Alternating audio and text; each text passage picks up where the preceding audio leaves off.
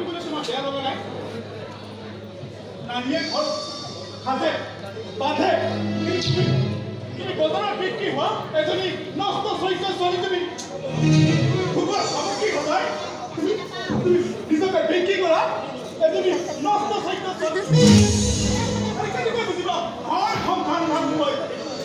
কেনেকৈ উপলব্ধি কৰিবা তুমি এখন অৰ্থকৈ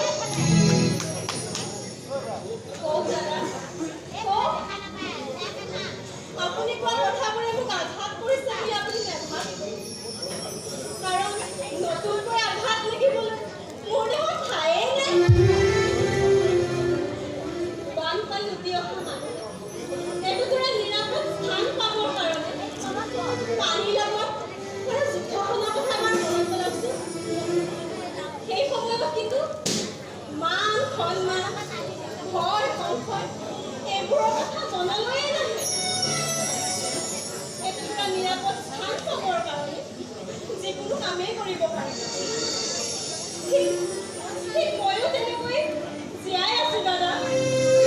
তেনেকৈ জীয়াই আছো থাকা যেনেকৈ মন গৈছে তেনেকৈ থাকা আৰু ভোকৰ সামগ্ৰী সদায় নিজেও জীয়াই থাকা আৰু ইয়াকো জীয়াই থাকিবলৈ দিয়া